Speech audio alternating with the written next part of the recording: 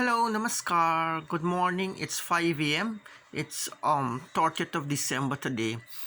I just woke up and I'm gonna talk a little bit about will enlighten you a little about the open sesame mantra that is so famous in the Islamic folk tales. Usually in these cultures and so and non-technological, non-scientific culture, they have folk tales or parables and stories that have been designed to educate the young, to groom the mind into spiritual tempers and so on.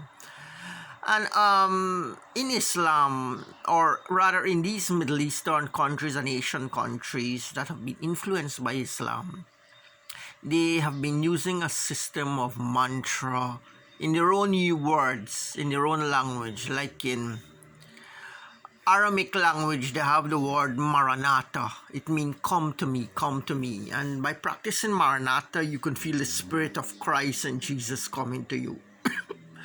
Similarly, in Islam, they use holy words like how Hindus use mantras, but in their own language. And these holy words, how they've become powerful, it's through the practice of mystics, and people have practiced and charged these words. And then they pass it down. And then they passed it down to future students and future mystics and initiates and so on. Now I'm going to tell you about a story about Open Sesame. You heard a story that there were 40 robbers and they had this secret word which they used to open a cavern, open a cave, exposing a opening a whole depth within the mountain that had contained treasures of all kinds, rubies, diamonds, beads, precious metals, and riches of all kinds and designs. Now, this word open sesame corresponds similar to when you use the mantras that they give you, like the what they call the Ishta mantra or the practice mantras that they use, where in different ways they have the same effect, right? Mantras, what they do is to open the mind. It's if the mind is dark and there's a lot of dark energy moving through the system, you cannot perceive higher things, you cannot feel light, you cannot feel richer energy and textures of consciousness. So what they do, they give you a mantra, and the mantra is like a magic word that open the caves of the mind, that open, and within, when the caves open, you will see all the beautiful treasure inside, and you can take this treasure and make yourself wealthy to the comfort of your own self and home. You will have enough but to take you through life comfortably.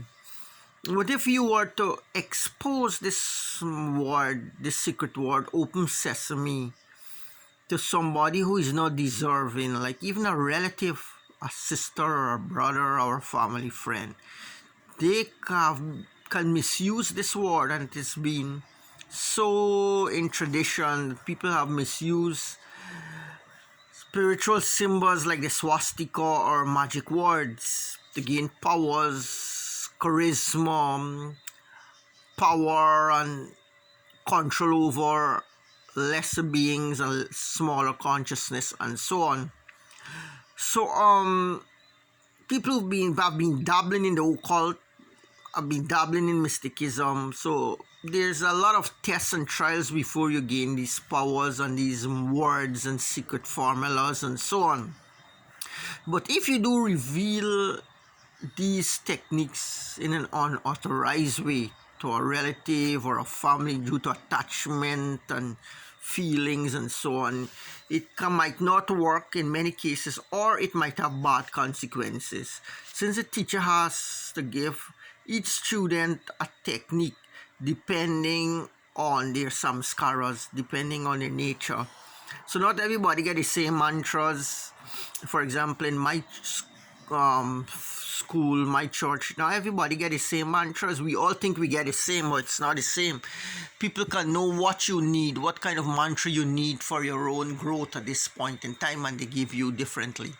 So now if a brother or a relative is to get this mantra, and he is to go in there and remove these items and steal this thing, it might lead to the endangering of his own self, to the detriment of his own self, and even he can be killed eventually one day if the thieves and the owner of the caves, the owner of the mine, the other people who are associated with the ward, they can lead to great malfunction, great decimation of the renegade practitioner.